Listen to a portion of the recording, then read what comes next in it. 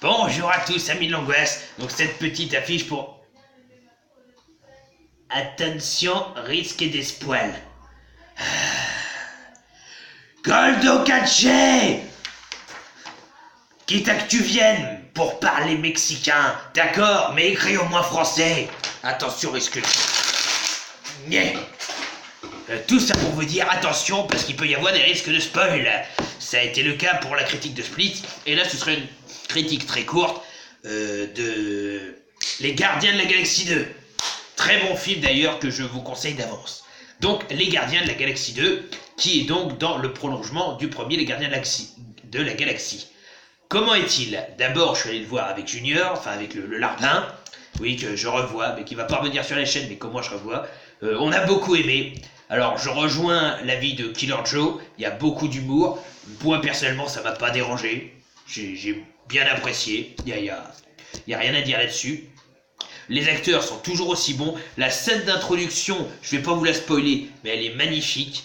Sans vous la spoiler, ça vous présente tous les personnages et ça vous met déjà dans les caractères. Si vous n'avez pas vu le 1, vous pouvez voir le 2 sans avoir vu le 1, il n'y a pas de souci, ça c'est très bien.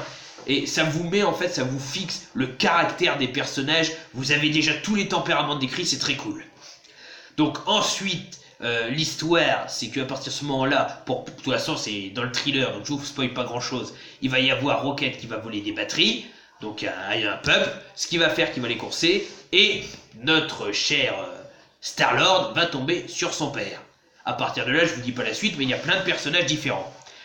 Vous allez pouvoir, notamment, ça c'est un petit spoil que je vous annonce, trouver les personnages de Mantis, donc il y a un personnage assez récurrent par la suite dans les comics des Gardiens de la Galaxie, j'en possède un de mémoire, que j'ai donné d'ailleurs au Larbin. Vous allez pouvoir voir également le père donc, de Star-Lord, et également Ego. Donc ces trois personnages vont être très importants pour l'aventure, en plus des anciens personnages que sont Groot, je s'appelle Groot, Rocket, Raccoon, Star-Lord, Drax et j'ai oublié le nom de la verte, Gamorrea. Voilà. En plus de ça, nous verrons toujours donc les classiques Yondu, interprété par un des acteurs phares qui joue Merle dans Walking Dead.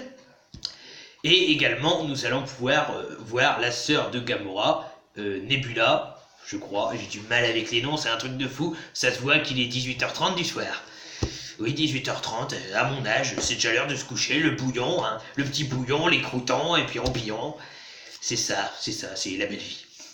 Donc du coup, ces personnages, on va revoir les liens qui les unissent, je vous en dis pas plus, mais ça va être très fort en émotion. Du début où on commence avec une grosse rigolade, de la fin où il y a toujours de la rigolade, mais on prend beaucoup plus de sérieux, et on est pris au trip par des scènes chocs, qui sont juste très belles à voir. Les couleurs sont toujours aussi magnifiques, la bande son est géniale de A à Z. L'idée du Walkman va être présente tout le long, ce qui va toujours mettre un petit côté kitsch, un petit côté vintage à la vidéo que je trouve fort sympathique. Et pour les nouveaux personnages, donc d'abord je vais vous dire, on a Mantis, donc incarnée par une actrice française qui au passage je la trouve très douée, et qui incarne une créature, je vous en dis pas plus, je vous dis juste qu'elle a des pouvoirs, pas télépathiques, mais elle peut ressentir les émotions des gens. Vous avez donc le père de Star-Lord également, Kurt Russell, qui l'incarne, donc Kurt Russell, le légendaire acteur qui a notamment joué dans New York 1997, et sa suite qui est Los Angeles 2013, si je ne me trompe pas, donc également un excellent acteur. On a Sylvester Stallone qui arrive, je ne dis pas son rôle, vous allez le voir, il apparaît que très brièvement, néanmoins à la fin il y a une annonce du 3, qu'il va y avoir un troisième, donc je pense qu'il va être beaucoup plus présent. Et il y a également Ego, qui est une planète. Alors vous verrez l'importance de celle-là. Pour vous dire une petite information qui n'est pas un spoil, dans les Green Lantern, qui a été prévu qu'il y ait un deuxième Green Lantern, vu qu'on voit Sinestro à la fin du premier, Ego est un Green Lantern à part entière. C'est le seul Green Lantern qui est une planète. Et dans les comics, c'est un Green Lantern. Très puissant, vous vous en doutez bien. Voilà, donc l'histoire se base sur ces principes-là, le casting des acteurs est vraiment très bon, l'humour est toujours présent, quoique malheureusement un peu trop intensifié parfois, ce qui en devient un peu lassant. Mais j'aime beaucoup le fait que les liens sont beaucoup plus resserrés dans le premier, autant que ça soit amical ou familiaux. On apprend des nouvelles sur les personnages, on apprend des choses sur le passé de certains personnages, les personnages clés, vous vous en doutez bien, et on découvre des personnages franchement sympas. Kurt Russell est vraiment badass, on a l'impression de voir Zeus, avec sa grande barbe, là il pourrait carrément incarner le rôle, dans le choc des titans à place de celui qui joue Tekken, ça aurait été très bien, même si l'acteur était très bon dans ce rôle-là.